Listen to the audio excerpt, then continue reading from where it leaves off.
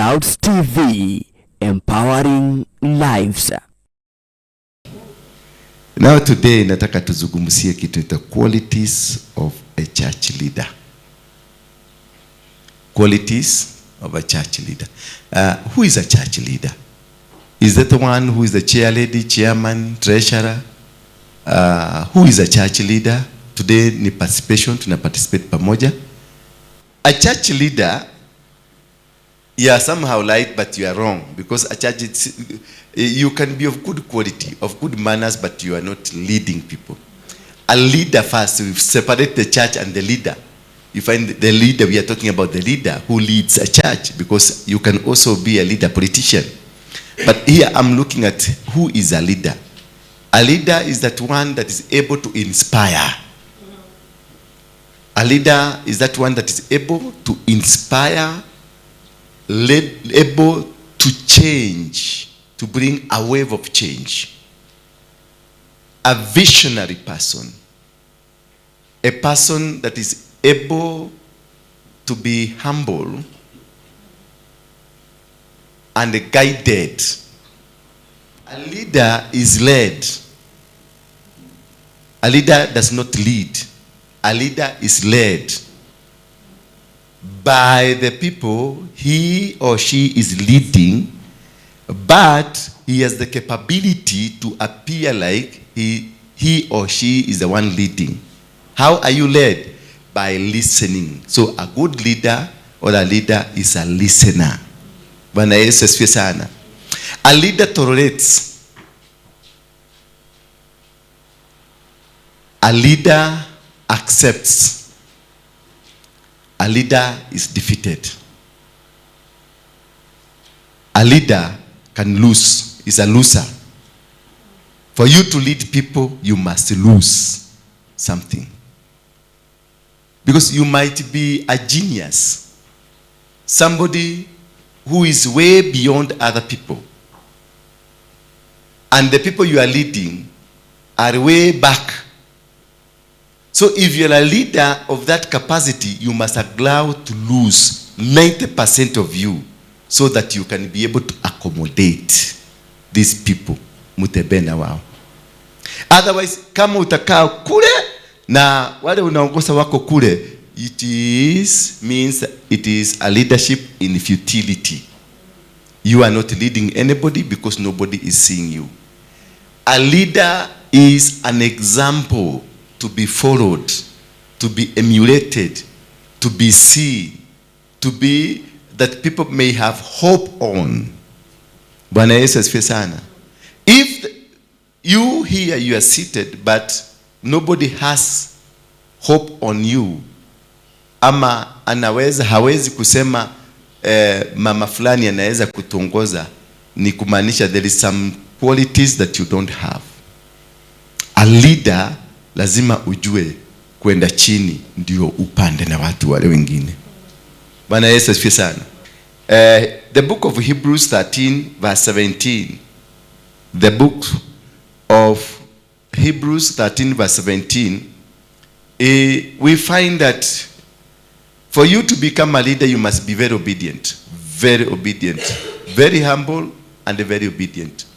If you find somebody is arrogant and he calls him or herself a leader, and the people he's leading speaks the way in which manner you think you can speak to the people you are leading, then you are not a leader. You are pretending to be a leader. The leader is the most humble person and does not force leadership, does not force things to happen, is obedient. Obey your leaders and submit to them. Just not only obeying, but also submitting, because you can be obedient to me, but you do not submit. Submission, it is following willingly the ideas, the plans, and the spirit behind your leader. Because you cannot be, I cannot be your leader in this church if for the fasting, the spirit between me and you did not come together. You are here because you agree with my spirit. Therefore, you must obey your leaders. Not only obeying because you can obey, because I can instruct you, go and fetch that water, you will go, but did you submit? I can tell you, go pick that chair, put it here, but did you submit? Like now, let me give you an example. So the culture that you are in can cause you to disobey. The culture ambayo umelelewa. Bwana Yesu asifiwe sana. Tulipoangalia kitabu cha ni kitabu gani? Kitabu cha Yeremia 35 tunazungumzia mambo ya nyumba ya Warekabu. Yeremia akaambiwa aende kwa nyumba ya Rekabu, awapeleke kwenye kanisa moja. Na kwenye hiyo kanisa kisha awapatie kila mtu glasi ya wine wakunywe. So walipofika pale akawakusanya wote. Alipowafikisha pale wakamwambia, sasa kuleni chang'aa, kila mtu glasi moja moja. Walimwambia, sisi hatuwezi kukunywa. Kwa nini? Baba yetu Jonadab alitukataza. Alisema tusiwahi kukunywa, tusiwahi kulima, tusiwahi kujenga, tusiwahi kuwa na misabibu. Kwa nini? Kwa sababu tukifanya hivyo si vizuri. Kisha akaambiwa, mtafanya nini? Nyinyi ndio muishi siku nyingi, mtaishi kwenye hema. The first IDPs they are found in Jeremiah 35. The entire clan was subjected katika laana ya umaskini. They were told wasiwahi kulima, wasiwahi kuvuna mizabibu, wasiwahi kujenga nyumba, na wasiwahi kuwa na ownership ya shamba. Hiyo ni laana ya baba, laana ya guka aliacha. So una tend to disobey because kwena mugapo. You tend to disobey the word of God because there is kuna kakitu, kuna culture fulani ambayo tuko nayo. Kuna plan fulani ambayo kanisa hii inakaanga hivi, kanisa hii uliikuta hivyo. Kwa hivyo you cannot bring a change because kanisa hii uliikuta hivyo. Meaning you are not a leader. A leader instigates changes. Yes, niliikuta hivi, but what if tungefanya? That is a leader. What if tungefanya? Ukitaka kujua mtu ni leader anaulizaga what if. Yes. Hivi mwikala gogo, what if tungetani? What if tungegeuza kidogo tuangalie pale? That's the leader. Ama anakuja ana activate that thing that is the vision ambayo uko nayo, anapanga na badilisha bila mtu kukua involved. Ndafu anakuja anakaa anasikiliza the opinion ya watu. A leader listens to the opinions. A leader listens to people, is patient, waits. So therefore, obey your leaders and submit to them. Submitting to them, it is that you listen to their opinions and effectively engage on a positive discussion. For they are keeping watch. Why do we need to obey them? Because there is a reason. For they are keeping watch over your souls. Any leader ambaye ako juu yako is keeping watch over your soul. Me here, I'm your leader. I have niko na kakitu niko nayo yako. I'm keeping watch over your soul. Kuna kitu nikienda kuomba ninaombeanga watoto wangu wa kimwili na watoto wa kiroho. Ninaitishanga hiyo neema. Ndio whatever blessing that you will trickle to me, it trickle kwa nani? Kwako. Whatever the attack, because now you have submitted to me, you are my spiritual children, there will be no attack that will be able to surpass anything, because I am keeping watch. I am praying for you. I am giving you a coverage. Bwana Yesu asifiwe sana. Ninakuweka coverage. Lakini wakati nitaondoka kwako, ama ni utakuwa hauna mtu ambaye una submit kwake, ni kumaanisha umejitenganisha na hayo mafuta ambayo uko chini yake. Bwana Yesu asifiwe sana. Meaning vulnerability of attack itakuwa kubwa sana. Vulnerability of failure. Vulnerability of finding things becoming so difficult in your life. They become so difficult that you even wonder, why do you even go to church? It is because there is something that a disconnect that disconnects you from the man that keeps your souls. Number two, as men who will have to give account. Leaders are accountable. Bwana Yesu asifiwe sana. Ukiulizwa swali, you need to answer the question, because you are supposed to give an account of everything that you do. Let them do this joyfully. A leader is joyful. Whether you are wrong, whether they are accusing you, whether they are fighting you, whether they are not with you, a leader is always joyful. Ni mtu ambaye anafaa kuwa na tabasamu kila wakati, because you are a ray of hope to many. Watu wengi wamekuja hapa kama sura zimekujana. Kuna mtu aliitwa labda Penina, uliitwa takataka, huyu naye aliitwa Nogo, huyu aliitwa Mjiga, huyu aliitwa Kenyaugeke, huyu aliitwa Busi. Sasa unakuja wapi? Unakuja kukutana na Waruinge naye akuite nyoka hii. It means you are dead. Bwana Yesu asifiwe sana. You are dead because your hope was on me to come that I may speak a word that can make you happy. Or you look at my smile and you see, wow, kumbe hapa kuna hope. So being a leader, you must be joyful and not sadly, for that could be no advantage to you. Not only to the other people, but even to you, it will be no advantage.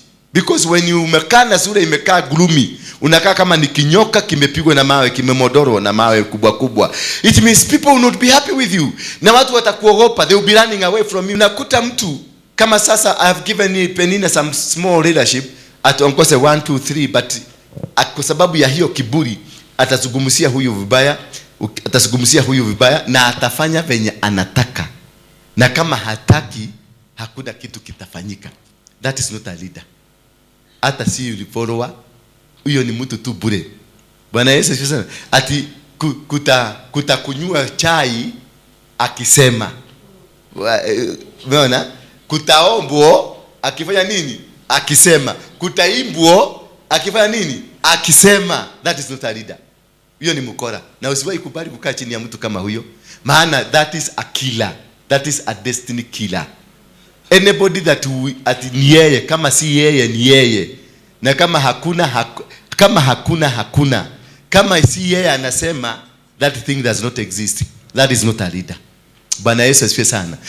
In the book of Acts chapter number 20 verse number 28, a good leader is careful. That's Acts 20:28. Inasema, to heed to yourself and to all the flock. To heed to yourself and to your flock, in which the Holy Spirit has made you overseers. Bwana Yesu asifiwe sana. To care for the church of God, which he obtained with the blood of his son. Hello.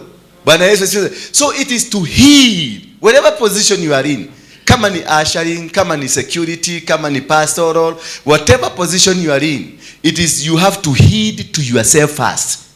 You must make yourself become comfortable by listening to yourself. So you must have that inner capability of listening to yourself.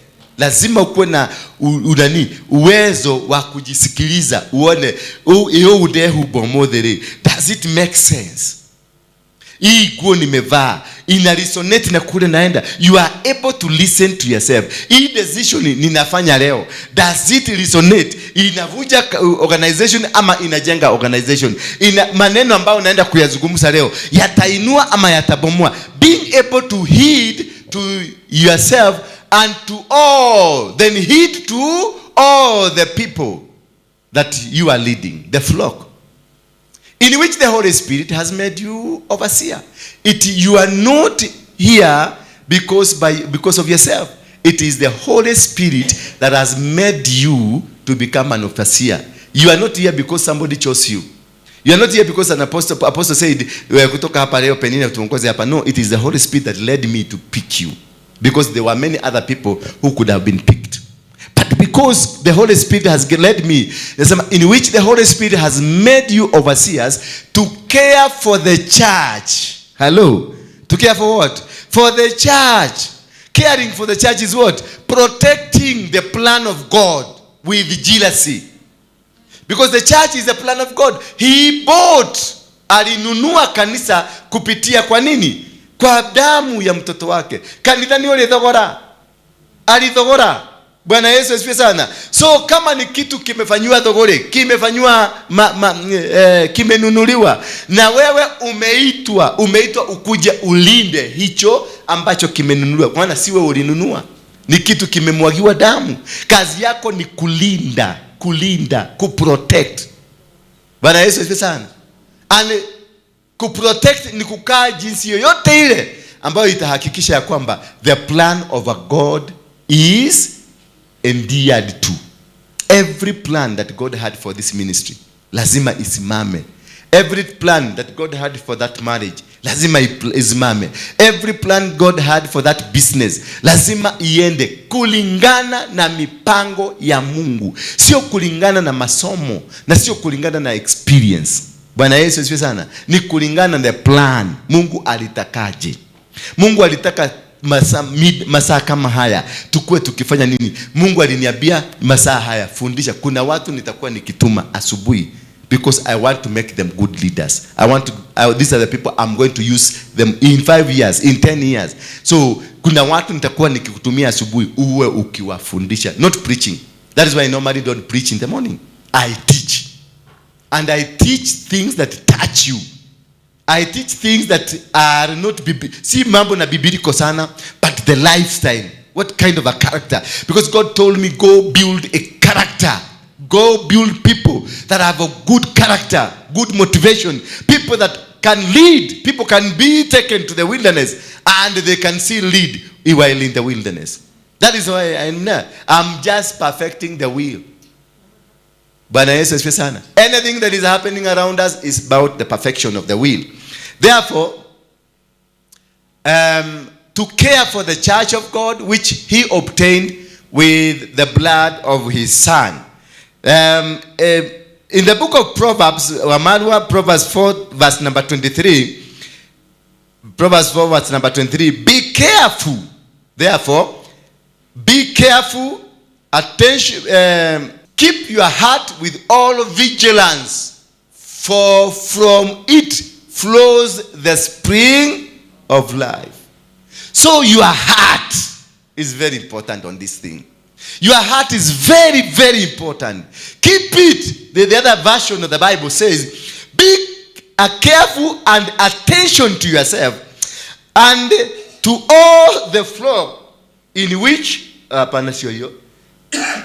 Proverbs 4:23 nasema, keep your heart with all diligence and care. Your heart, you must be very vigilant in watching your heart. The most important thing for a good leader, heart yako kwanza. Ndio uitranslate iende kwa mwingine. Heart yako, keep vigilance. Iweke in a manner that ujiumisi. Maana ukiumisa moyo wako kwa sababu ya matarajio, utaumisa mioyo ya wengine. Maana kile kitendo utafanya kitasababisha wengine pia waumie. Why? Because of a mistake I did. Labda nilikukosea na ukakasirika, ukaniambia it's not a matter of death and life. Bwana Yesu asifiwe sana. Sasa kutoka hapo ukafanya vitu na maasira, na ukaenda na maasira, meaning utaua kitu ambacho Mungu alikuwa ameweka kwa mikono yako. Meaning kutoka hapo mtihani yako umeanguka, utarudi class 1. So many of us have stagnated because of failure to be vigilant to what God has given you. God will give you a responsibility, and the responsibility that God gives you is timely. Every responsibility that God has given to you is timely, because God is a God of time and seasons. God will never give you anything and fail to give it the timelines. God will never give you anything and fail to give you the season when it's going to come to happen. Bwana Yesu asifiwe sana. Therefore, if God has given you a responsibility, amekupatia the time of the responsibility and the season when the responsibility has to be fulfilled. Therefore, a good leader listens to what God conveyed, spoke to your heart. So that is why you need to be very vigilant on it, so that whatever you are executing today, it is within the perimeters of the plan of God. If it is outside the perimeters of the plan of God, kama sasa umetumwa uende Mount Kenya ukafanye sacrifice huko, ama ukafanye kitu, upeleke maombi huko, ukavunja madhabahu, kisha umeambiwa uende next week Monday, lakini ikifika next week Monday upostpone uende next week hiyo ingine, hiyo kitu hakuna kitu itafanyika, it will fail because it is outside the time and it's outside the season. So it is very important. Mungu alikwambia atakupatia pesa na atakupatia biashara kubwa. Don't start doing it now. Sit down, pray to God and ask God, what will be the season? God will indicate to you, this will be the season. This season ndio utafanya nini. And sometimes unaonanga kwa ndoto. For many leaders wanaonanga vitu mingi kwa ndoto, na utaona kama mfano wakati ule ulikuwa unaendesha gari, kulikuwa mahindi ilikuwa imefika wapi? Ilikuwa imefika hapa, na kulikuwa na mvua kubwa, na alafu mahindi ilikuwa imefika hapa, mito ilikuwa imefurika. Sasa ndio unajiuliza ni wakati gani huo ambao mito inafurikanga, na ni wakati gani mahindi ikikuwa hapa, when we were in those seasons za climate ilikuwa nzuri, maize zilikuwa zimefika hapa, ilikuwa mwezi gani?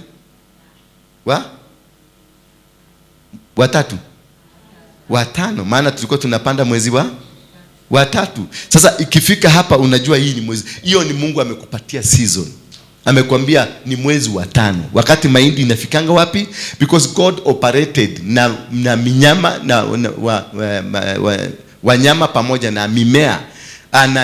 Anatupatia vision kulingana na wanyama na mimea. Sasa mimea wakati mwingi sana, mahindi wakati wa zamani, wakati tumekuwa sisi, mahindi ilikuwa inapandwa mwezi wa 3, mwezi wa 5 inafika hapa ndio tunapalilia ya kwanza, mwezi wa 7 imefika imepanda ndio tunapalilia ya pili kama ni necessary, na mwezi wa 8 na wa 9 ndio tulikuwa tuna harvest. Si ndio? So those were the seasons that God will speak to you through them. That wakati mahindi imetosha hivi ni wakoro getwarithia gari. Bwana Yesu asifiwe sana. So unajua si mwaka huu, kwa sababu sasa hizi tuko mwezi wa 5 already. Tuko mwezi wa 6 already. Kwa hivyo unajua si mwaka huu, ni mwaka ujao ama miaka ijao, in that season of planting, in that season ya kubadilia mahindi ikiwa imefika hapa. That is the time sasa kutoka hapo you keep it, unaikamata na unakamata hiyo anga ya that season. So wakati itafika hiyo ile alarm unaonanga subscribe, like, so that when nime upload a new video itakuinform. So you subscribe to that vision and that time, so that when the time comes, gegere italia, itakwambia this is the time for your blessing. Bwana Yesu asifiwe. And that is the main reason watu wengi wamepoteza mwelekeo, because we fail. Watu wa dunia wanajua kuperfect mambo ya Biblia, maana huyo mtu alikuja na subscribe na share, hiyo kitu ilimtoka wapi? It is biblical. Because the season ya kuupload, wakati nita-upload utasikia gegere imekwambia kuna kitu mpya. Bwana Yesu asifiwe sana.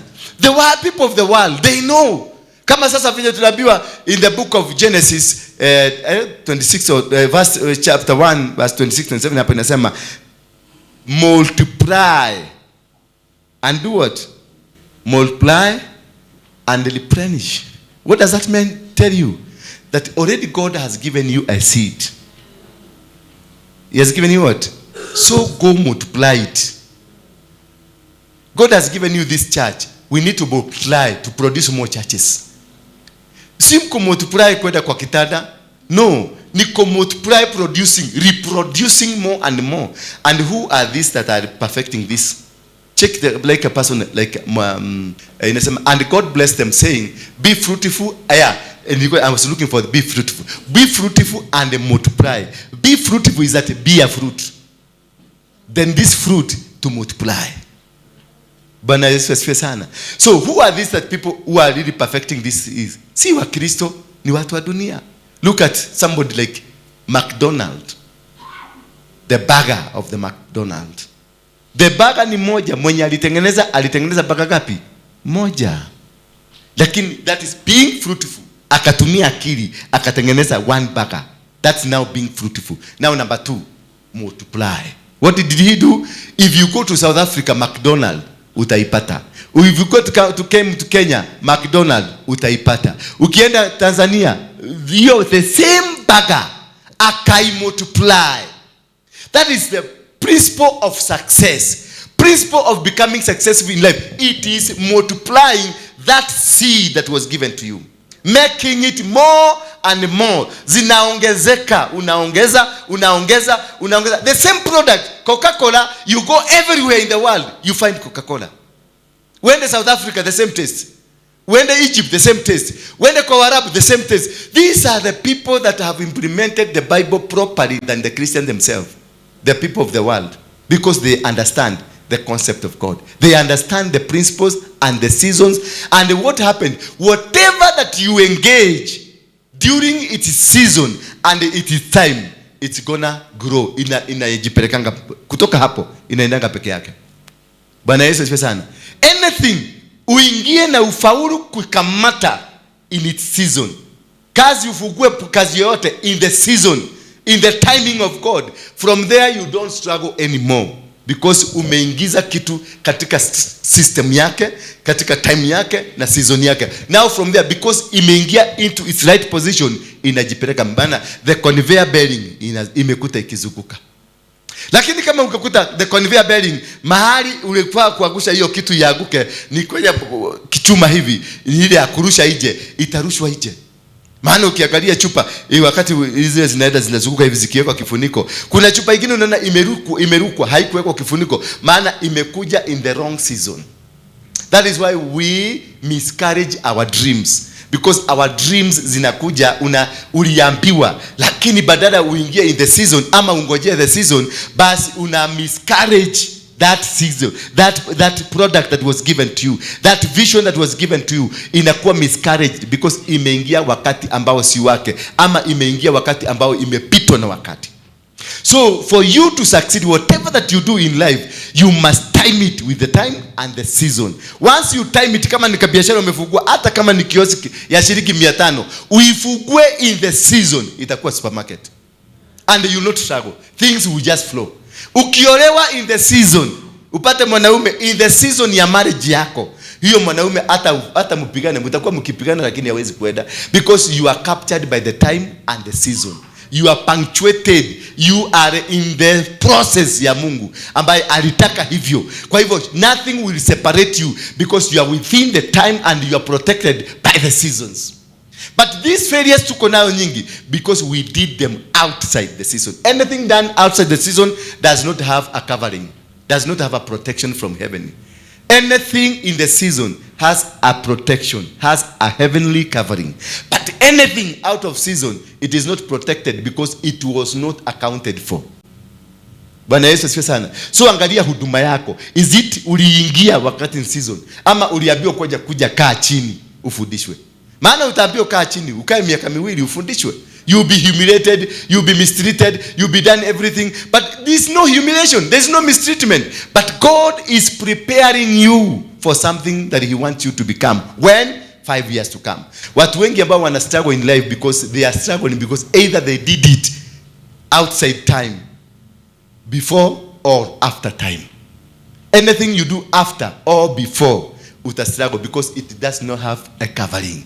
Anything without a covering will make you struggle, will make you be defeated, will make you lose hope. Ukiona kwa ile kitu yote umekuwa ukifanya you are losing hope, you are outside the time. Kama ulifungua kabiashara na kalikuwa so promising na ulienda ukachukua loan na ukafungua na kakakuwa vizuri, lakini kameanza kwenda chini, it's either you did it early or you did it after. So monitor your movement with God. Monitor your movement with the plans of God. When you're in the plan of God, there is nothing that can happen to you that will defeat you. Because anything that God gives us, He gives us with a condition that I'm giving you this. And if you obey, as we did in Hebrews 13:17, and if you obey and follow me diligently, you read the book of Deuteronomy 28:1. If you obey and diligently follow my instruction, then you will become more powerful all over the nation, and every nation will be under you. And then he continued to say that this blessing shall follow you and overtake you. So you don't carry the blessing.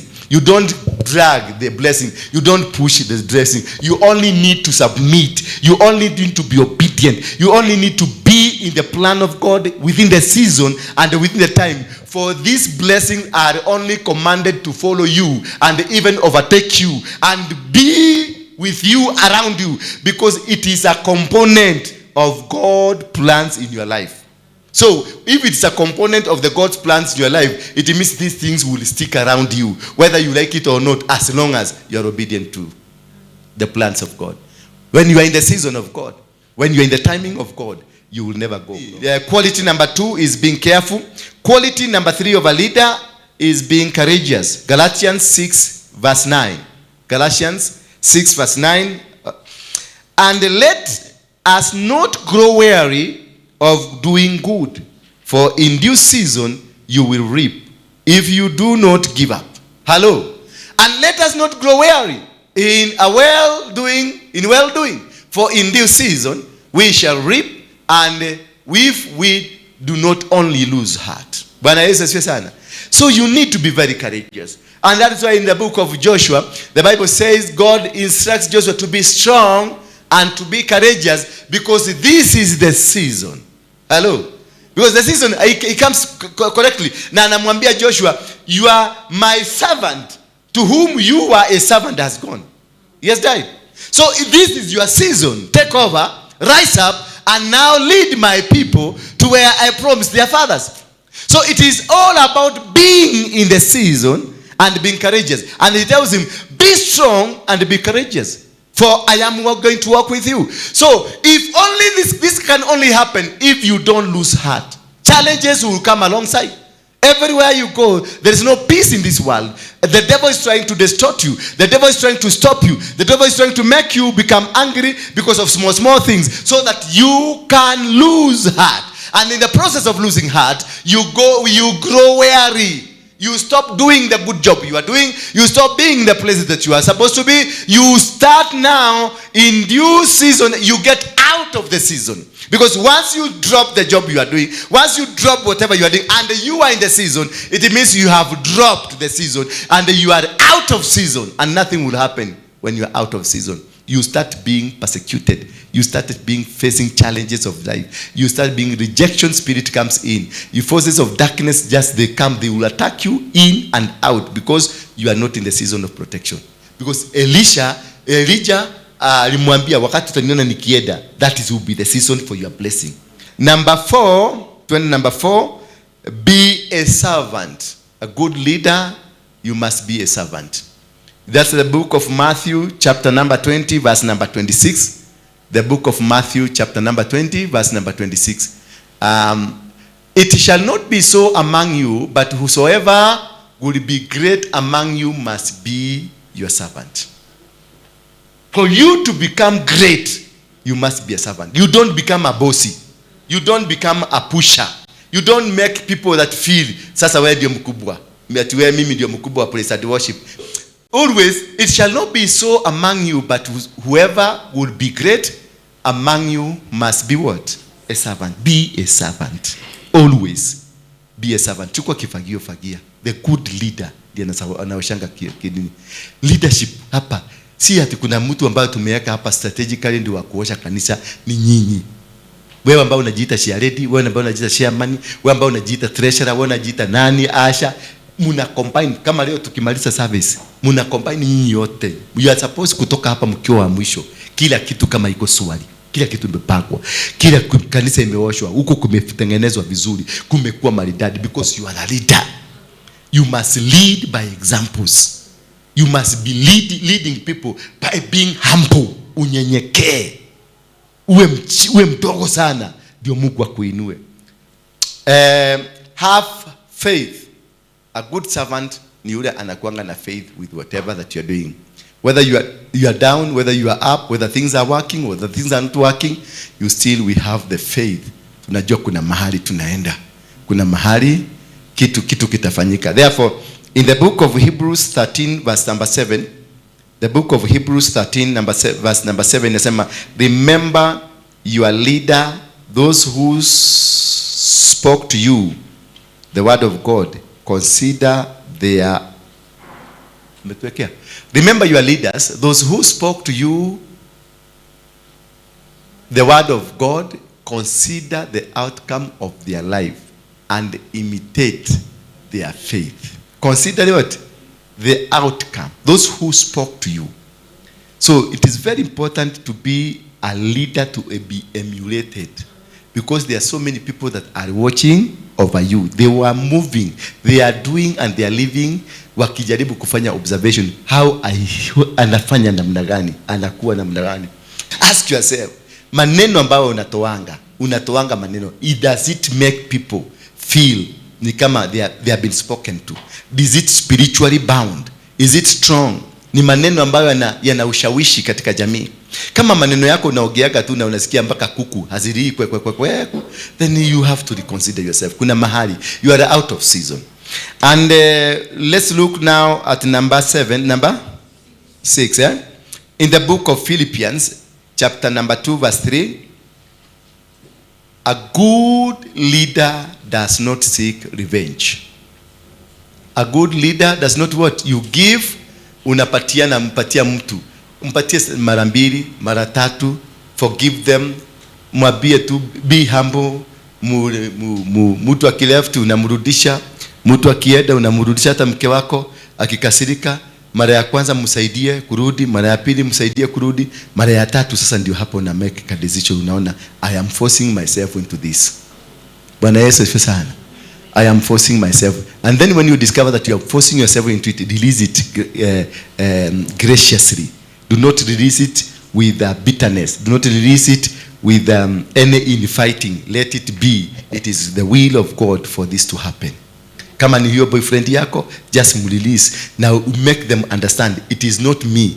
It is the will of God that has caused this thing to happen. Bwana Yesu asifiwe sana. Ndio maintain the relationship. Maintain the currency. The love ambayo mlikuwa nayo ikuwe maintained only kuna kitu mmewacha kufanya.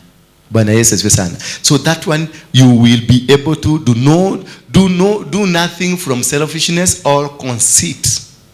When you make a decision out of the selfishness or the conceit, unafanya kitu kwa sababu umekasirika, na kile kitu kimekukasirisha si ile kazi unafanya, ni kitu outside ile kazi unafanya. It means you are being selfish and you have conceit.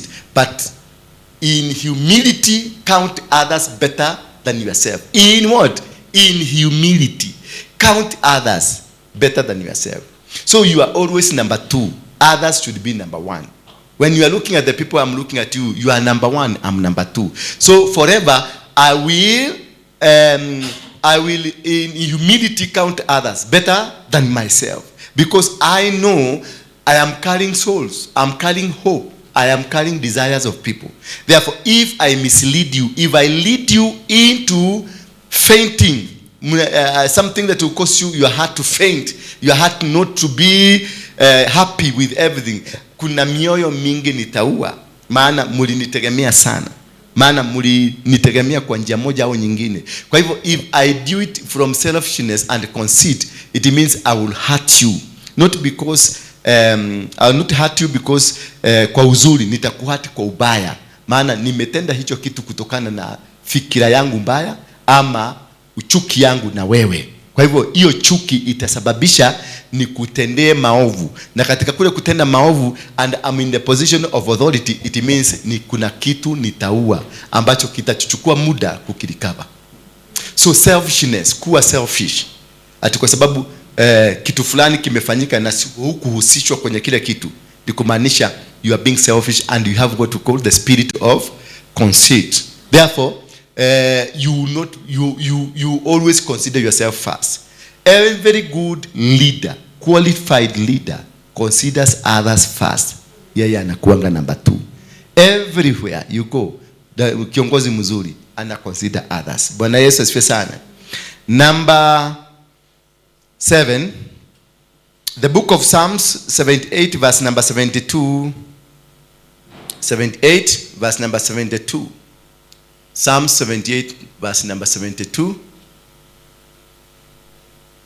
With upright heart he tended them and guided them with skillful hand.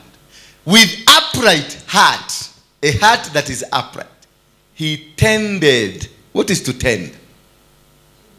take caring. So a good leader is a good shepherd. Is a shepherd. Bwana Yesu asifiwe sana. A good leader, you must be able to tend to others and guide others with skillful hand. You must have skillful mouth that speaks skillfully. A mouth that knows these people are wrong, but you start by praising them. You have done a good job. You start by bringing them closer. You start by doing everything to bring them closer before you tell them their mistake. And in any case, you will not tell them their mistake openly. You will not rebuke openly. You will use like a story that will go and hit them. Wakitoka hapa, unaenda mtu ameenda kichwa imewaka moto venye umempasha. Lakini huku mpasha openly, ulitumia tu tutriki mpaka ukafika home, ukapeleka ile point unataka home. So with upright heart, he tended them and guided them with skillful. So you must have two things: an upright heart when you are a good leader, and then you must be tender in service, and also you must be very skillful on how you do a job. We need to come and one day and expound on this one. Imeniguza pia. For if a man does not know how to manage his own household, how can he care for God's church? Acts chapter 14 verse 23. Acts chapter 14 verse 23. Inasema, and when they had appointed elders for them in every church, with prayer and fasting, they committed them to the Lord in whom they believed. So a good leader is a prayerful person. Very prayerful. You must be praying, you must be fasting, and fully committed to the work of God. Bwana Yesu asifiwe sana. So those are the qualities of a good leader. I hope from today, there will be change in this church. I hope from today, makasiriko itaisha. I hope from today, masegenyo itaisha. I hope from today, utaenda kwa mtu kwenda kumwambia mambo ya apostle. The good leader, you must be a very good person, a clean person. You are an example to be emulated. And hii kitu inaharibia kwa sana na midomo. Unakuta kuna watu wanaogeaga sana. Hana breki. Na kama unajua hauna breki, kila wakati lazima usugumusie ya huyu, ukitoka kwa huyu unazugumusia ya huyu, unatoka kwa huyu unazugumusia ya huyu, ni kwa sababu uko na ushetani ndani yako. You are a devil worshipper. Na kama uko na shetani ndani yako, it means you have condoned the devil to be in you. Meaning you are what? A devil worshipper. Huyo sasa huyo ni mtu tunamuhando kama mtu wa shetani tu. Sigo? So maintain. Ruithia kanua gaku. Circumcise your mouth. Make your mouth, tame it. It is something very small. Ulimi kiumbe kidogo, lakini matatizo ni makubwa. Ni kaumbe kadogo sana, lakini matatizo yake ni makubwa sana kwa sababu ya ulimi. Na hiyo, that is what has really disqualified many people from the opportunities that God has presented. Bwana asifiwe sana. So these opportunities that God has presented to us, maintain them, because they are costly. If you miss it, if you misbehave on it, they are really costly. Because kama hiyo responsibility Mungu alikuwa amekupatia ndio isaidie kazi yake ifanyike, na hiyo responsibility umeiharibu kwa mdomo yako, meaning kuna kiboko utanyoroswa. Na utanyorosesha watoto wako, unyoroseshe mzee wako, mama, bibi yako, ama whoever that is around you. Unyoroseshe watoto kama sasa hawa nyinyi mko hapa. Ninaweza kuwanyorosesha because ya mdomo yangu. Bwana Yesu asifiwe sana. Wangapi tunasikia tukubarikiwa leo? Na sasa tuweka mkono chini. Sasa niambie, ni wangapi watawacha moshene na watatemu mdomo yao ikae the way God wants? Inua tu mkono yako juu. God bless you. God bless you for seeing and sensing the moment of God.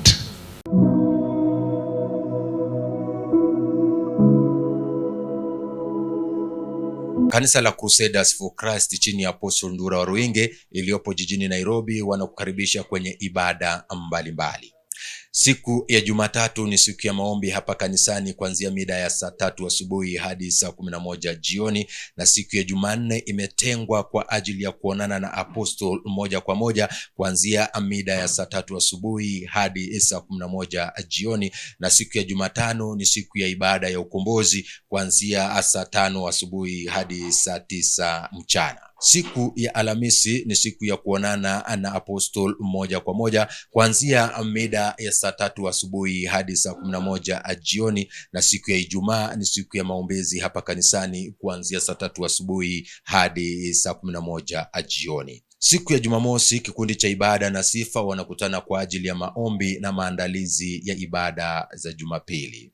Siku ya Jumapili ibada ya kwanza inaanza saa 1 asubuhi hadi saa 2 kamili asubuhi, na ibada ya pili inaanza saa 2 kamili hadi saa 4 asubuhi, na ibada ya tatu inaanza saa 4 asubuhi hadi saa 7 unusu mchana. Kisha ibada ya ukombozi inaanza saa 9 mchana hadi saa 11 jioni. Vile vile unaweza fuatilia ibada zetu kupitia YouTube channel Bethel Clouds TV, na vile vile kwenye ukurasa wetu wa Facebook The Synagogue. Kwa mawasiliano zaidi piga nambari ifuatayo 0722239555 au kwa lugha ya Kiingereza 0722239555. Kumbuka tunapatikana jijini Nairobi, Covey Plaza, Mezzanine Floor, mkabala na kituo cha mabasi cha Easy Coach, Haile Selassie Avenue. Mungu akubariki unapojiandaa kuabudu nasi.